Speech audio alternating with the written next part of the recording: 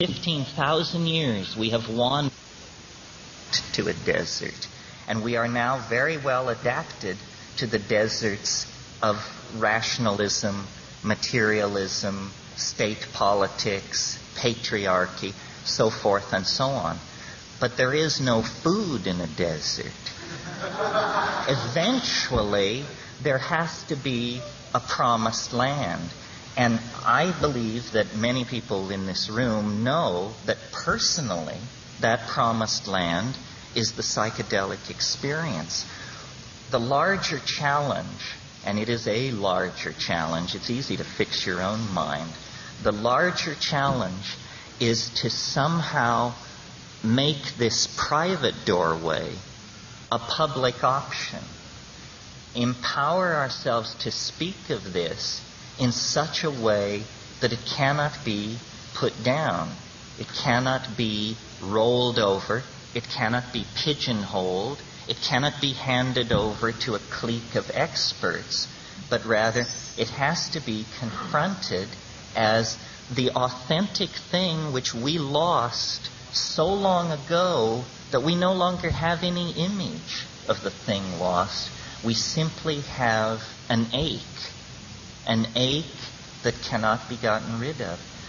The solution to this is a re-empowering of the shamanic meme, a taking of the idea of shamanism, pouring it into the best our own self-exploration has given to us, which to my mind means art, psychotherapy, and art, and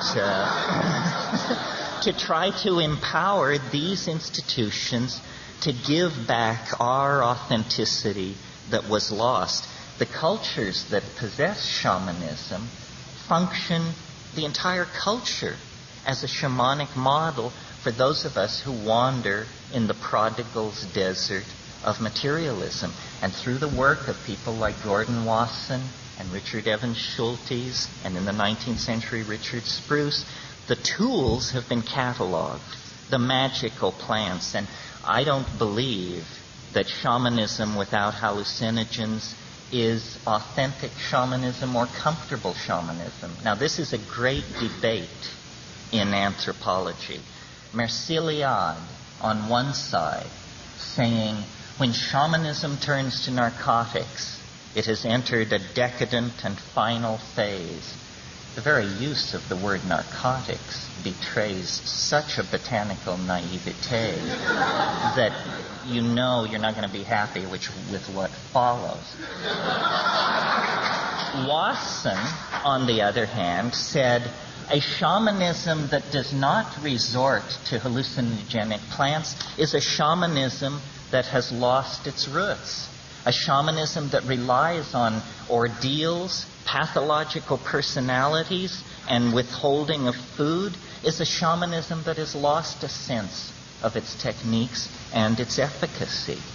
So the last thought I would like to leave with you is, and I hope I'm preaching to the converted, but if there's a single person in this room who doesn't know what I'm about to say, then it's worth repeating. And that is, we are not bullshitting you.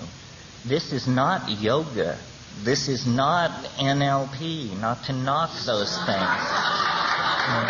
This is real.